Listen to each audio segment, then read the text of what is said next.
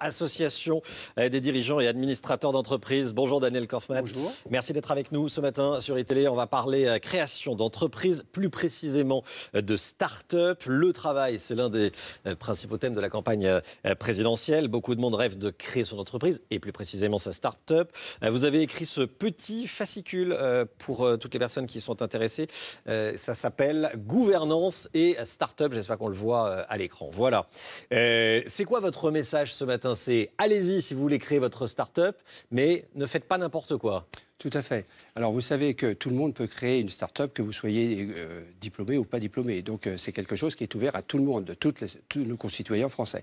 Le sujet de la start-up, ce n'est pas la création d'entreprise. C'est de répondre à un besoin, c'est répondre à un projet, c'est de répondre à un produit qui n'est pas créé, ou tout du moins qui fait une rupture sur le marché.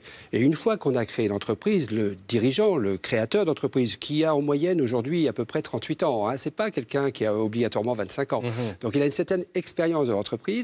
Eh bien, c'est quelqu'un qui va devoir passer un cap pour ensuite pérenniser son entreprise. Mais alors là, vous parlez des startups, mais c'est quoi la spécificité d'une startup? J'ai l'impression que ces règles, elles s'appliquent à toute création d'entreprise, que ce soit une start-up ou une PME d'artisanat, n'importe quelle entreprise. Oui, alors la start-up se différencie des autres entreprises dans la mesure où il y a un effet de levier financier qui va pouvoir adresser des marchés extrêmement importants liés donc là, notamment... c'est plus facile de récupérer de l'argent? C'est pas plus facile, mais disons que le besoin de la start-up, ça va être à un moment donné de se financer pour adresser des marchés qui peuvent être français, européens, mais qui adressent et internationaux.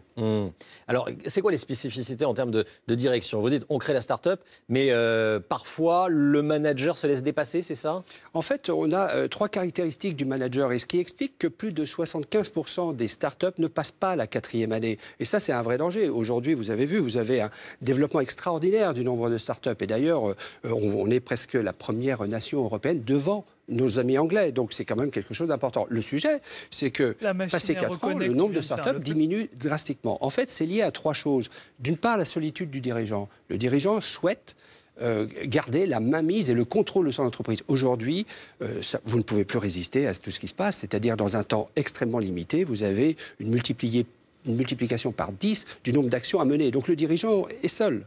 La deuxième chose, c'est que vous avez un problème de stratégie.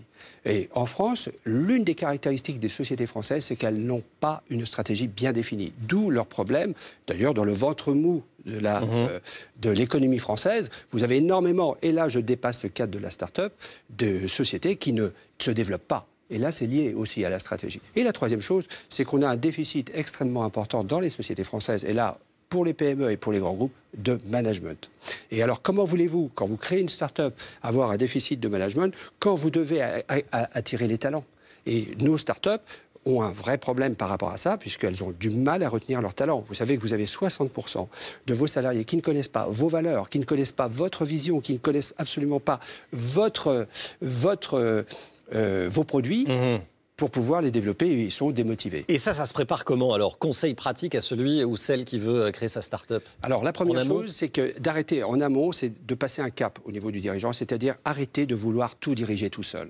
La deuxième chose, c'est de séparer la partie stratégique de la partie opérationnelle. Et aujourd'hui, lorsque vous êtes en train de parler avec vos collaborateurs dans l'opérationnel, vous minimisez la partie stratégique. Et sans stratégie, vous ne pouvez pas atteindre de résultats. Sans stratégie, c'est la concurrence qui va déterminer votre stratégie et qui va vous la miner. Et d'ailleurs, on a des exemples de start-up qui sont tombés. Troisième chose, c'est qu'il faut, dans votre entreprise, vous avez un endroit, c'est le conseil d'administration.